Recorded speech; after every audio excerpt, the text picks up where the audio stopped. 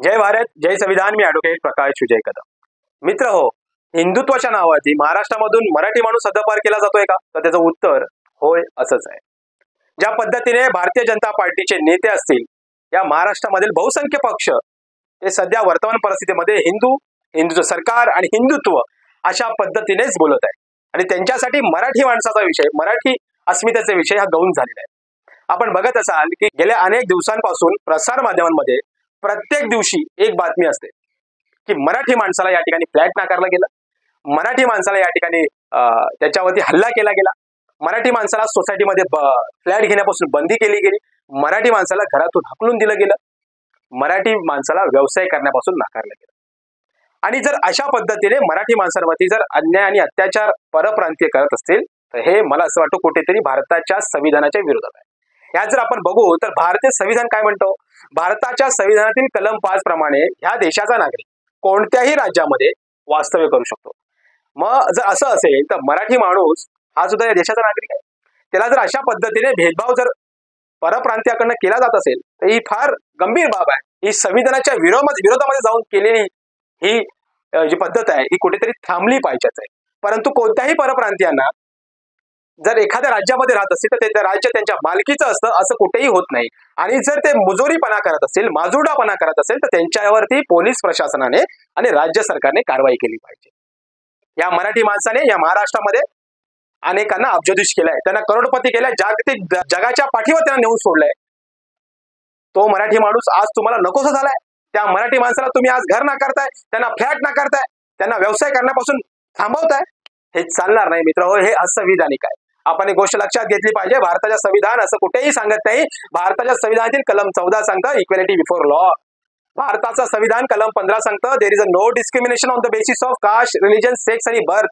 आणि भारताचं संविधान त्याहून महत्वाचं आर्टिकल भारताच्या संविधानाचा कलम 21 ज्याला आपण जीविताचा अधिकार म्हणतो. त्यामुळे हा जीविताचा अधिकार प्रत्येक नागरिकाला आहे. तो मराठी माणसाला सुद्धा आहे. आणि जर अशा पद्धतीने परप्रांतीय मराठी माणसावरती मुजोरडीपणा करत असेल तर त्यांच्यावरती प्रशासनाने कारवाई केली पाहिजे. याहून महत्वाची अशी गोष्ट मित्र हो की ज्या पद्धतीने मराठी माणसाची सध्या परिस्थिती, त्यांची जी आर्थिक परिस्थिती आहे, सामाजिक परिस्थिती आहे, याला जबाबदार जर कोणी असेल तर याला जबाबदार फक्त आणि फक्त इकडे स्थानिक राजकारणी. 1968 साली महाराष्ट्रामध्ये एक GR आला. स्थानिक भूमिपुत्रांना स्थानिक नोकऱ्यांमध्ये स्थानिक उद्योगांमध्ये नोकऱ्या दिल्या जातील. पण 1968 पासून ते आतापर्यंत त्या GRचं झालं काय हो? तो GR लागू केला गेला का? ही जबाबदारी प्रत्येक राज्य सरकारची होती. सध्या भारतीय जनता पार्टीचं सरकार आल्याच्या नंतर देशामध्ये खाजगीकरण मोठ्या प्रमाणामध्ये वाढलं, उद्योग उद्ध्वस्त झाले, कंपन्या उद्ध्वस्त झाल्या आणि मराठी माणूस सुद्धा त्याच पद्धतीने उद्ध्वस्त झालेला आपण बघितलेलं आहे. आणि सध्याही तेच चाललेलं आहे. आणि एबीपी माझा सर्व्हे जर आपण बघितला तर एबीपी माझा सर्व्हेमध्ये 2011च्या जनगणनेनुसार मराठी माणूस महाराष्ट्रामध्ये 33 लाख आहे आणि परप्रांतीय महाराष्ट्रामध्ये 40 ते 45 लाख आहे.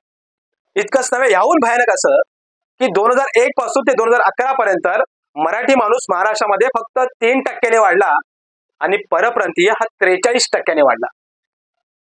ही गंभीर बाब जर या ठिकाणी सरकारच्या लक्षात येत नसेल, राजकारणाच्या लक्षात येत नसेल, जे मराठी माणसांवरती या ठिकाणी मतं घ्यायची, मराठी माणसाला गृहीत धरायचं, निवडणुकीच्या वेळी पैसे आणि दारू आणि मटण देऊन या मराठी माणसाला विकत घ्यायचं आणि या मराठी माणसाची अशा पद्धतीने अधोगती जर हे राज्य सरकार आणि इकडचे जर बळावलेले राजकारणी करत असेल तर मला असं वाटतं की आता मराठी माणसाला प्रश्न विचारा जर कोणाचा असेल तर तो प्रश्न या ठिकाणी राजकारणाला विचारला पाहिजे. महाराष्ट्रामध्ये मराठी माणसासाठी, मराठी अस्मितेसाठी काम करणारे पक्ष आहेत, परंतु त्याच पक्षाबरोबर मला असं वाटतं कुठेतरी आता राज्य सरकारने, राजकारणाने ह्याला कुठेतरी गंभीर बाब समजून यावरती तोडगा काढला पाहिजे. मराठी माणूस जर महाराष्ट्रामध्ये धोक्यात असेल तर ते असंविधानिक आहे, संविधानाच्या विरोधामध्ये, असं माझं या ठिकाणी मत आहे. मित्र